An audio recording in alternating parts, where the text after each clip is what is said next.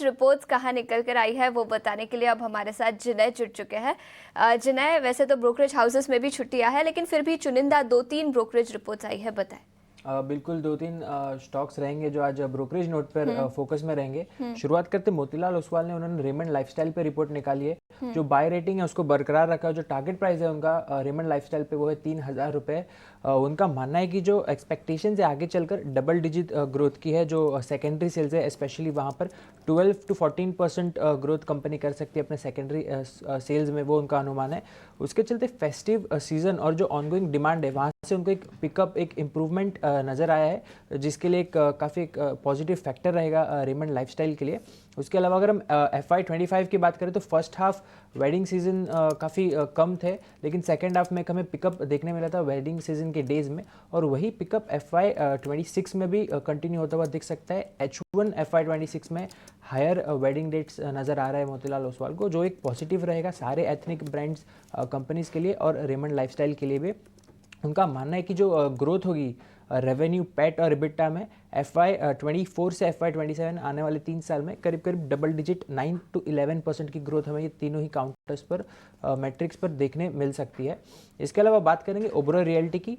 पिछले हफ्ते एक खबर आई थी कि कंपनी ने अलीबाग में एक बड़ा लैंड डेवलपमेंट एग्रीमेंट साइन किया है। करीब करीब 81 एकर्स का ये लैंड है, और इलारा की रिपोर्ट है जहां पर उन्होंने अपनी बाय रेटिंग को बरकरार रखा है। जो टारगेट प्राइस है ओबेरॉय रियल्टी का वो है 2,350 रुपये का।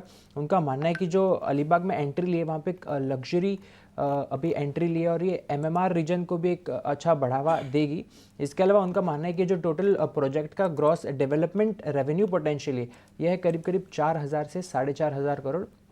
तो एक बड़ा प्रोजेक्ट कंपनी के लिहाज से। इसके अलावा आगे चलकर जो की कैटलिस्ट हो गए स्टॉक प्राइस में आगे और कौन सी लार्ज डील कंपनी क्लोज करती है, ये एक की फोकस कैटलिस्ट बन के आ सकता है ओबेरॉय रियल्टी के स्टॉक में। उनका मानना है कि एक प्री सेल्स जो ग्रोथ है कंपनी की एक सुपीरियर लेवल पर ग्रो करेगी। FY24 से FY26 आने वाले 2 साल में उनका मानना है करीब करीब 59% CAGR से हमें एक प्री सेल्स ग्रोथ नज़र आ सकती है। वहीं इंडस्ट्री से अगर कंपेयर करेंगे तो वहाँ पे भी एक इंडस्ट्री लीडिंग ग्रोथ हमें नज़र आ सकती है ओबेरॉय रियल्टी से। उनका मानना है FY24 और H1 FY25 इसमें EBITDA मार्जिन जो है 48% पर हमें नज़र आ सकता है, और H1 FY25 में 56% पर नज़र आ सकता है। तो काफ़ी पॉजिटिव नोट ओबेरॉय रियल्टी पर इलारा कैपिटल से। इसके अलावा लास्ट एक JP मॉर्गन का नोट है।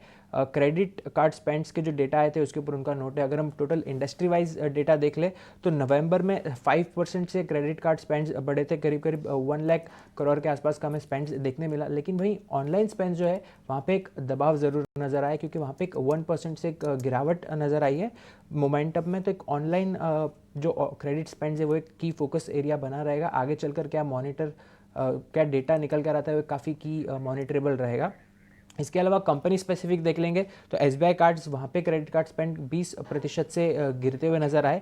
ICICI बैंक में करीब करीब 14% से गिरते हुए है, और वहीं HDFC बैंक और एक्सिस बैंक की देखें तो वहाँ पे 8% का फॉल हमें नज़र आया है। इसके अलावा जहाँ पर हमें बढ़ते हुए नज़र आए वो है, अच्छा माफ़ कीजिएगा, HDFC और एक्सिस बैंक वहाँ पे 8% से बढ़ते हुए नजर आए, गिरते हुए नहीं बढ़ते हुए नजर आए। तो ये दोनों एक पॉजिटिव ज़रूर निकल कर आएंगे। लेकिन आगे चल के जो एसेट क्वालिटी होती है वो एक की मॉनिटर रहेगा, यह है JP मॉर्गन का मानना।